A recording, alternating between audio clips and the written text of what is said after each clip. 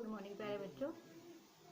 आज मैं आपको कक्षा 9 संस्कृत विनोदिनी का जो द्वितीय पाठ है प्रहेलिका, उसका भावार्थ बता रही हूँ। तो प्रहेलिका का मतलब होता है पहेली। तो जो पहेलियाँ होती हैं वह ज्ञानवर्धन के लिए भी होती हैं और मनोरंजन के लिए भी होती हैं। तो आप लोगों ने भी बहुत सारी पहेलियाँ सुनी होंगी या कहीं पढ़ी होंगी। तो इस पहेलियों में जानबूझकर ऐसे शब्द रखे जाते हैं जिससे सामने वाले की बुद्धि की परीक्षा हो सके। तो पहेलिकाओं में कई बार एक अक्षर हटाकर, कहीं अक्षर बदलकर, तो कहीं अतिरिक्त अक्षर डालकर प्रश्न किए जाते हैं।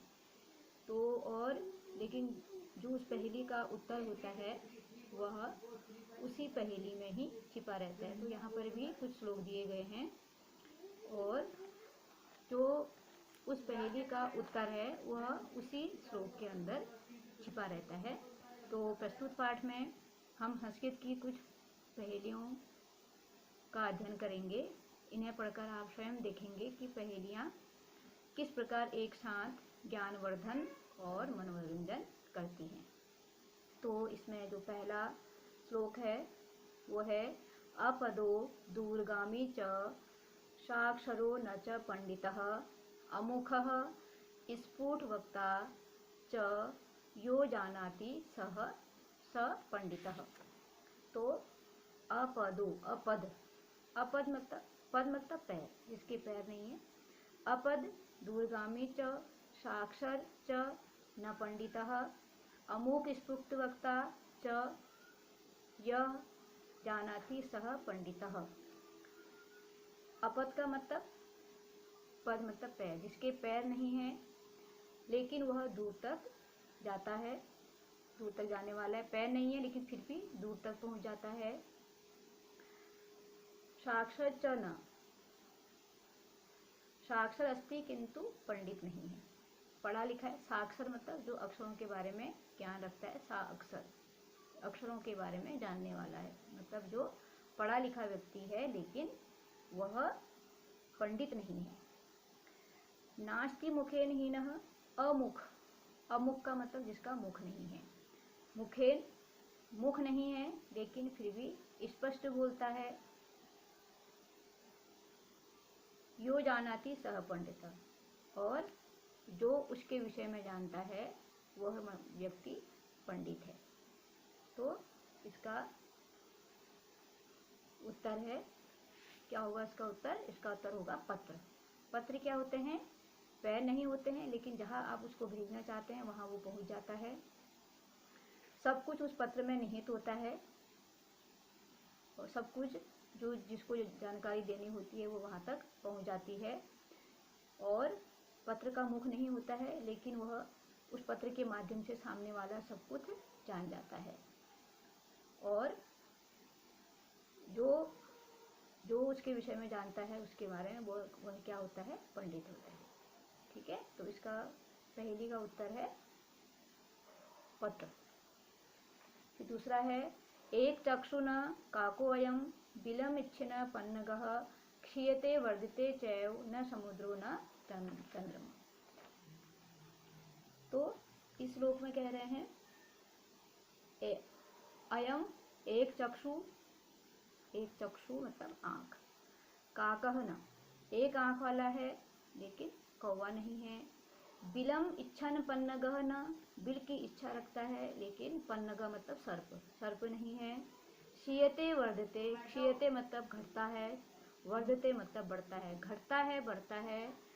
और वह न समुद्र है न चंद्रमा है। तो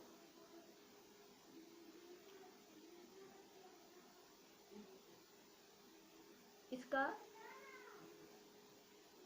अस्य पहेलिका उत्तरम सूची अस्ति।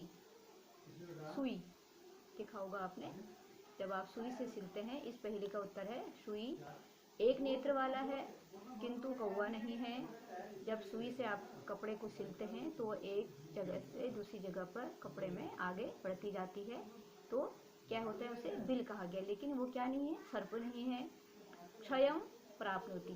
जब सुई बहुत अधिक हम उसको सिल लेते हैं तो उसका धागा क्या होता रहता है, कम होते रहता है, और कभी उसमें क्या होता है, बहुत ज़्यादा धागा होता है और कभी बहुत कम होता है। तो वो क्या रहता है, घटता रहता है, बढ़ता रहता है, तो उसे क्या कहेंगे, सुई कहेंगे। ठीक है। फिर है अगला, वृक्षा अग्रवासी न च पक्षीराज त्रिनेत्रधारी न च शूलपाणिः त्वग्वस्त्रधारी न च सिद्धयोगी जलम च बिभ्रन्न घटो न मेघः। तो इस श्लोक में क्या कहा गया है, वृक्षा अग्रवासी न च पक्षीराज। अग्र मतलब सबसे आगे, मतलब पेड़ के सबसे ऊपर निवास करता है, लेकिन पक्षीराज नहीं है। त्रिनेत्रधारी न च शूलपाणि, 3 नेत्रों वाला है लेकिन शिव नहीं है। शूलपाणि का मतलब शिव, और 3 नेत्र किसके होते हैं, शिव के होते हैं। तो त्रिनेत्रधारी है लेकिन शूलपाणि नहीं है, शिव नहीं है। त्वग वस्त्रधारी न च सिद्धयोगी, छाल के, त्वग मतलब छाल के कपड़े पहनने वाला। त्वग वस्त्रधारी का मतलब होता है छाल के कपड़े पहनने वाला है। छाल के कपड़े पहनता है लेकिन सिद्धि योगी नहीं है।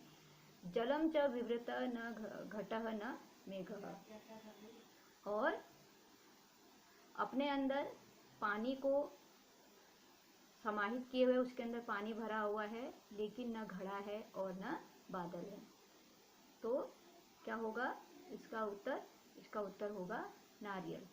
आप लोगों ने देखा होगा जो नारियल होता है, तो नारियल कैसा होता है, सबसे वृक्ष के सबसे ऊपर लगता है। ठीक है, और उसके 3 नेत्र होते हैं। कभी आपने नारियल की जो बाहर की छाल होती है उसको आप निकाल के देखेंगे तो उसमें 3 निशान लगे होते हैं, जैसे कि 3 आँखें, 3 गोले गोले से बने रहते हैं, तो वो 3 नेत्रधारी उसे कहा गया है। और छाल के कपड़े पहनता है, क्योंकि नारियल के अंदर क्या होती है, बहुत सारी छाल से वो लिपटा रहता है, तो इसलिए कहा गया है कि छाल के कपड़े पहनता है। और अपने अंदर जल को समाहित किए रहता है, तो उसके अंदर क्या होता है, पानी होता है, नारियल पानी, जिसका सब सेवन करते हैं। तो इस पहेली का उत्तर है नारियल। ठीक है। और अगला है, क संजगान कृष्ण का शीतलवाणी गंगा के दार पोषणात् कम बलवंतम न बाधते शीतम। तो ये जो पहेली है, ये जो श्लोक है, इस पहेली में ऐसा है कि अगर हम शब्दों को एक साथ जोड़ देते हैं तो उसके प्रश्न बन जाता है, और अगर हम उसको अलग अलग करते हैं तो उस पहेली का उत्तर बन जाता है। ठीक है, तो कैसे बनेगा देखिए। तो कृष्णः कम संजगानः, कृष्ण ने किसको मारा, तो इसका उत्तर हो जाएगा कृष्णः। अगर हम कम और संजगान को एक मिला देंगे तो हो जाएगा, जघान का मतलब होता है मारना। अगर हम कम और संग को एक साथ जोड़ेंगे तो हो जाएगा कृष्णः कंस जगान, कृष्ण ने कंस का वध किया, कंस को मारा। ठीक है।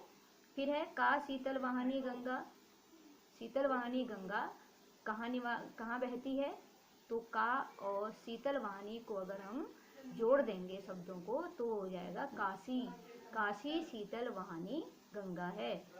फिर है के दार पोषणातः, तो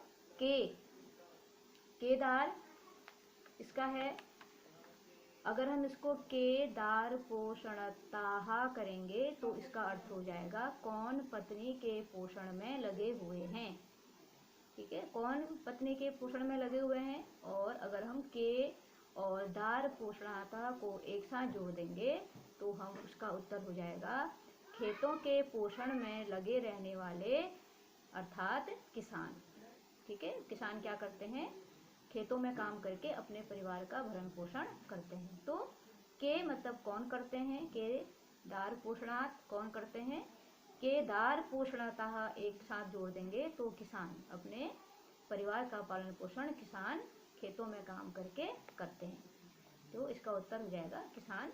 तो वैसे ही अगला है कम बलवंतम न बाधते शीतम, तो यहाँ पर है कम अलग है और बलवंतम अलग है।